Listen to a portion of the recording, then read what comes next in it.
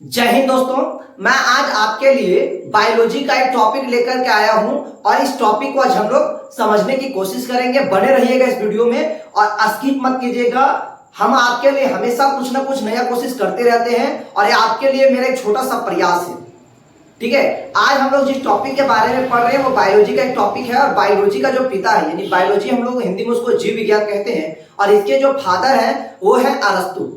ठीक है, बायोलॉजी का जो पिता है वो अरस्तु है। तो आज हम लोग पढ़ेंगे कोशिका के बारे में। इंग्लिश में इसको हम लोग सेल कहते हैं। ठीक है, देखिए कोशिका का जो वैज्ञानिक नाम होता है वो होता है साइटो। साइटो इसका वैज्ञानिक नाम है। ठीक है, कोशिका का वैज्ञानिक नाम साइटो है या इसका नाम साइटो है और इसका अध्ययन जिसमें हम लोग करते हैं वो साइटोलॉजी कहलाता है। ठीक है, जिसमें कोशिकाओं से संबंधित अध्ययन किया जाता है उसको हम लोग साइटोलॉजी कहते हैं।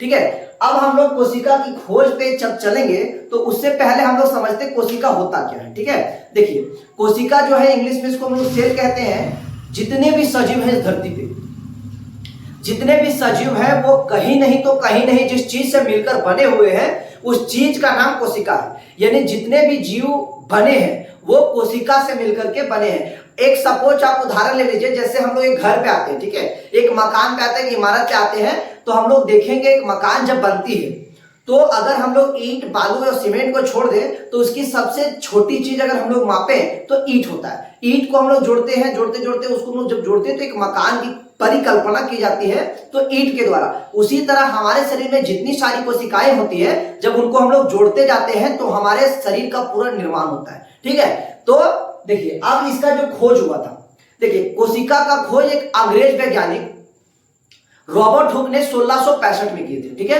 कोशिका का खोज अंग्रेज वैज्ञानिक रॉबर्ट हुक 1665 में किए थे और ये अपने द्वारा खुद के बनाए गए माइक्रोस्कोप से, यानी खुद के द्वारा बनाया गया एक सूक्ष्मदर्शी था, उसी के द्वारा ये कोर्क की पतली परत, यानी कोर्क का जो पतली परत है वो पेड़ के छाल का एक हिस्सा होता है, उसको उन्होंने देखा था। जब इन्होंने देखा तो ये कहीं नहीं तो कहीं नहीं मधुमक्खी के छत्ता जैसे दिखाई पड़ा और इन्होंने नाम दे दिया सेल, क्योंकि सेल का मतलब अंग्रेजी में अलग अलग भाषा में एक छोटा सा कमरा होता है, तो छोटे छोटे दिखने के कारण, मधुमक्खी के छत्ते जैसा दिखने के कारण उनका सेल नाम दे दिया गया और तब से कोशिका का नाम ये इन्हीं के नाम से दर्ज हो गया कि कोशिका का खोज रॉबर्ट हुक किए थे। ठीक है, कोशिका का खोज रॉबर्ट हुक किए हैं। कब किए? 1665 में। रॉबर्ट हुक ये अंग्रेज वैज्ञानिक थे और 1665 में किए थे, 1665 ईस्वी में।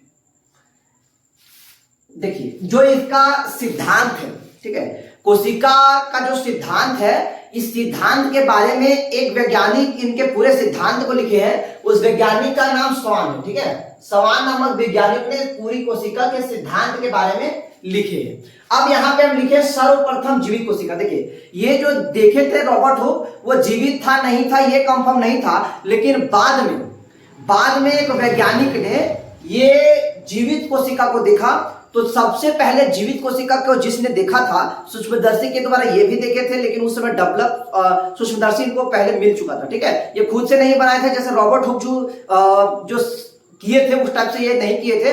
तो ये सबसे पहले जीवित कोशिका को देखे थे। इनका नाम है Anton van Leeuwenhoek. Anton van Leeuwenhoek.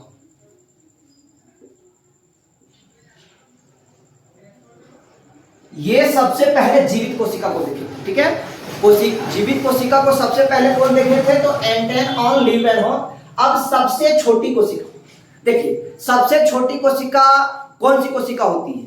ठीक है, सबसे छोटी कोशिका इस धरती पे कौन सी कोशिका होती है? तो एक जीवाणु है जिसका नाम है माइकोप्लाज्मा नामक एक जीवाणु है जिसकी कोशिका सबसे छोटी होती है, सबसे छोटी। तो सबसे छोटी कोशिका माइकोप्लाज्मा है। ठीक है, माइकोप्लाज्मा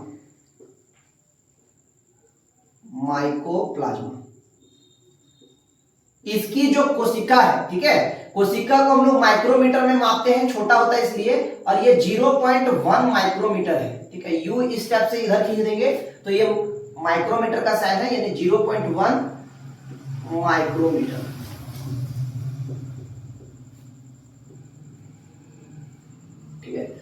तो सबसे छोटी कोशिका माइकोप्लाज्मा होती है और वो कितनी छोटी होती है, तो 0.1 माइक्रोमीटर, ठीक है, 0.1 माइक्रोमीटर। अब देखिए सबसे बड़ी कोशिका, कोशिका को तो हम लोग खुली आंख से देख नहीं पाते हैं, कोशिका को देखने के लिए माइक्रोस्कोप चाहिए, लेकिन कुछ कोशिकाएं ऐसे भी होते हैं जिन्हें आप नग्न आंखों से देख सकते हैं, यानी कि सीधे आंखों से देख सकते हैं। उसमें से जो ये सबसे बड़ी जो कोशिका होती है वो शुतुरमुर्ग का अंडा होता है, ठीक है, शुतुरमुर्ग का अंडा होता है। ये लगभग 1-1.5 केजी 2 केजी लगभग हो ही जाता है। तो सबसे बड़ी कोशिका शुतुरमुर्ग की अंडा,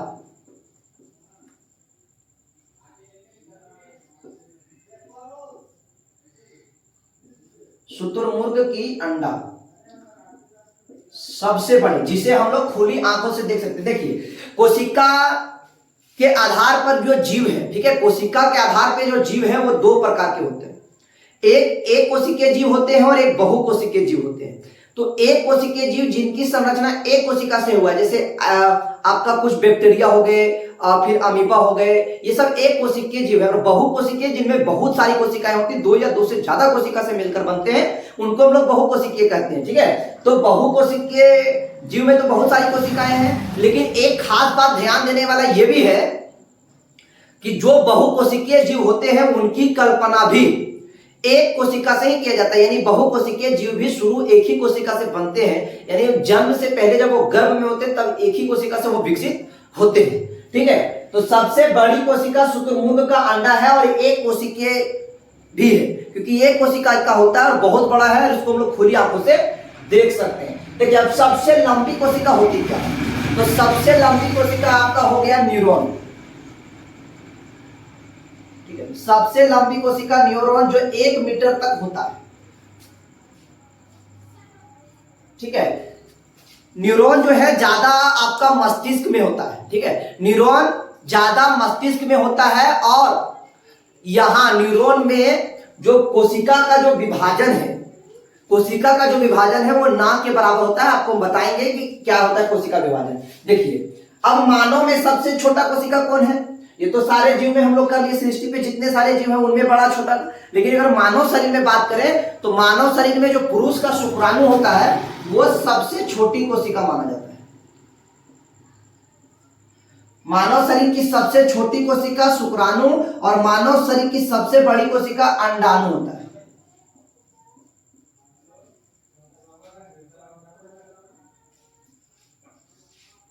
ये मादा में पाया जाता है, नर में, ये पुरुष में पाया जाता है। तो ये सबसे छोटा, ये सबसे बड़ा।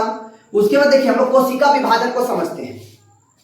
कोशिका विभाजन होता क्या है, कोशिका विभाजन होने का मतलब है यदि किसी तरह से कोशिका में क्षतिपूर्ति हो जाती है, कोशिका कहीं टूट जाता है, फूट जाता है, तो कोशिका विभाजित होकर उस रिक्त स्थान को भरने का काम करती है, वही हम लोग कोशिका विभाजन कहते हैं। तो ये कोशिका विभाजन जो है ये समझ लीजिए पुनर्निर्माण का काम करती है। और ये सबसे ज्यादा, यानी कोशिका विभाजन जो सबसे ज्यादा आपका होता है वो होता है लीवर में, और सबसे कम आपका होता है न्यूरॉन में।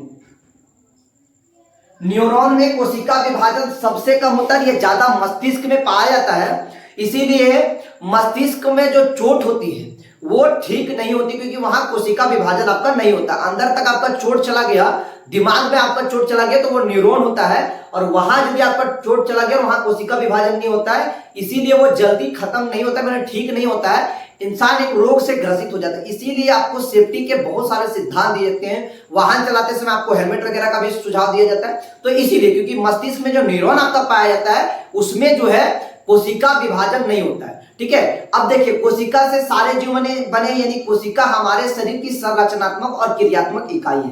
देखिए कोशिका के, अब हम लोग इसके आगे समझेंगे, कोशिका के विभिन्न पार्ट होते हैं, और जो पेड़ पौधे में पाए जाते हैं उस कोशिका को क्या कहते हैं, और मानव में पाए जाते हैं उस कोशिका को क्या कहते हैं, इसके आगे हम लोग देखते हैं।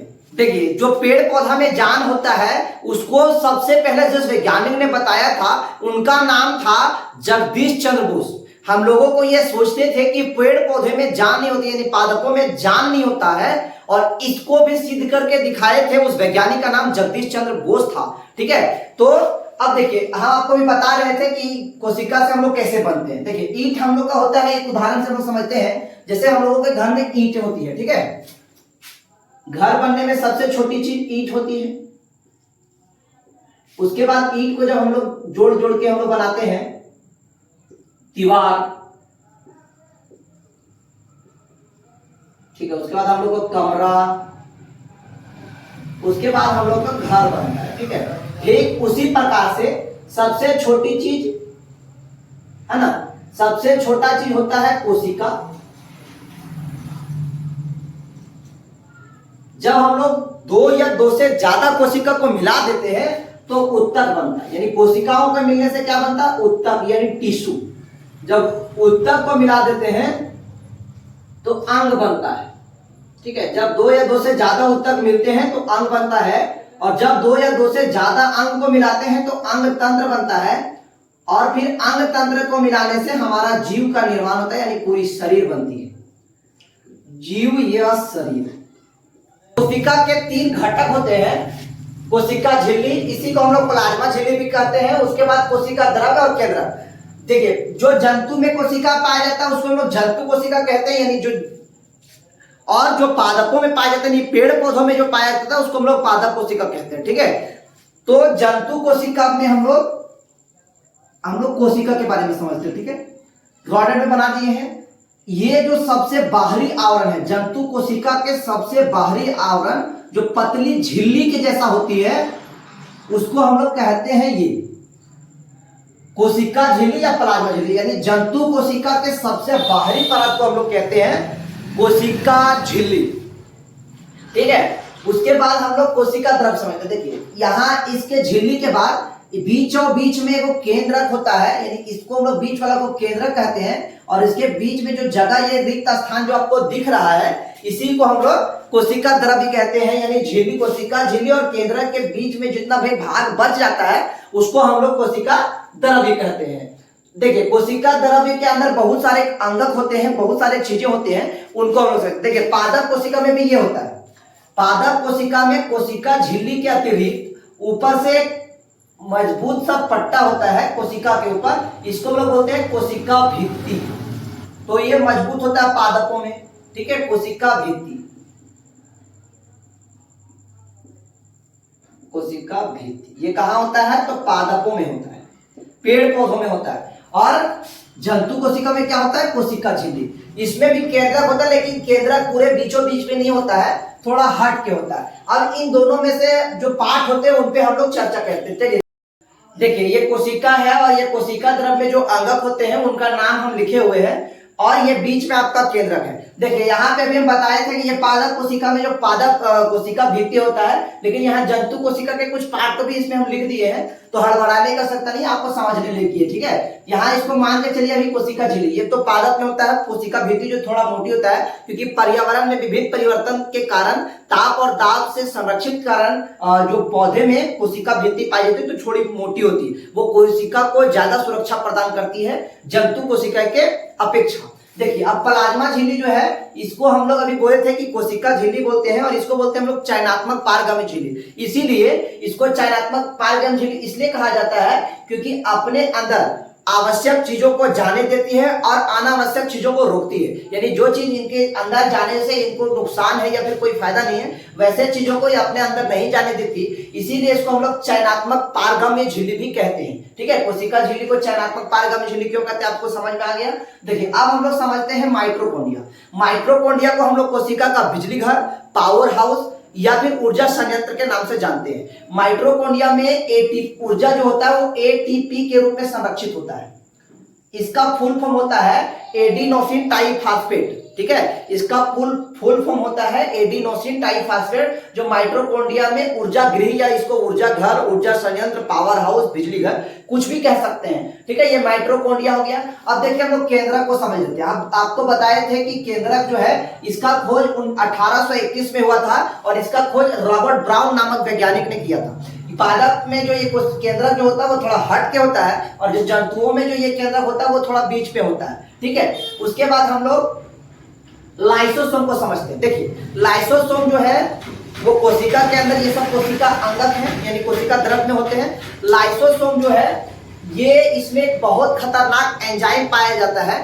जब हम लोग किसी दुर्घटना के चपेट में आ जाते हैं या किसी तरीके से हमारा कोशिका मृत्यु हो जाता है या फिर मर जाता है है ना, मृत हो जाता है या क्षतिग्रस्त हो जाता है, उस स्थिति में लाइसोसोम में जो अपना एंजाइम पाया जाता है, लाइसोसोम फट जाता है और इसके अपने ही एंजाइम उसको पचा लेते अपने में। देखिए कितना पावर है। लाइसोस अगर कोशिका क्षतिग्रस्त हो गया तो इसके अंदर जो एंजाइम है यानी लाइसोसोम जो वो फट जाएगा और इसके अंदर का एंजाइम कोशिका को बचा ही लेगा और तब फिर हमारा कोशिका विभाजन होता है और फिर से पुनर्निर्माण होता है, वहां पे कोशिकाएं नई कोशिकाएं आती है। देखिए बात को समझिएगा, होता क्या है, जब हमारा कोशिका क्षतिग्रस्त या मृत हो जाता है तो लाइसोसोम फट जाता है। कोशिका अगर टूट गया फूट गया तो लाइसोसोम फटेगा और लाइसोसोम जब फटेगा तो इसमें एक बहुत शक्तिशाली पाचक एंजाइम होता है जो अपनी कोशिका को पचा लेता है और कोशिका को जब पचा लेने के बाद फिर हमारा कोशिका विभाजन होता है। आपको बताए थे कोशिका विभाजन क्या होता है, तो पुनर्निर्माण होकर के फिर से वहां नई कोशिकाएं आ जाती है। देखिए अब हम लोग समझते हैं गोल्जी बॉडी, इसी को गोल्जिका या गोल्जी बॉडी कहते हैं। इसको एक छोटा रूप में समझाते हैं, जैसे हमारे शरीर काम करता है, ठीक है, हमारा शरीर काम करता है तो शरीर के अलग अलग क्रियाओं के लिए अलग अलग अंगों की आवश्यकता होती है। जैसे सपोज ले लीजिए कि एक धावक है तो वो एक रनर है और उसको दौड़ने के लिए पैर में ऊर्जा की आवश्यकता है, या फिर किसी तरह से एक बॉक्सर है तो उसको बॉक्सिंग करने में हाथों में ऊर्जा की आवश्यकता है। तो अलग अलग कामों के लिए ऊर्जा एनर्जी अलग अलग जगह पे चाहिए। तो गोल्जी बॉडी करता क्या है, ये ऊर्जा को जिस जगह पे ज्यादा जरूरी है वहां ट्रांसफर करता है, ठीक है, जहां ज्यादा ऊर्जा की जरूरत है, जिस काम के लिए जितना जहां ऊर्जा खर्च हो रही है शरीर के उन अंगों तक ऊर्जा को पहुंचाती है, ठीक है। ये गोल्जी बॉडी और कोशिका भित्ति आपका जो है ये पाया जाता है पादपों में, ठीक है। कोशिका को इसीलिए जीवन की मूलभूत इकाई कहते हैं, ठीक है। धन्यवाद, इसके आगे वीडियो में मिलेंगे। जय हिंद।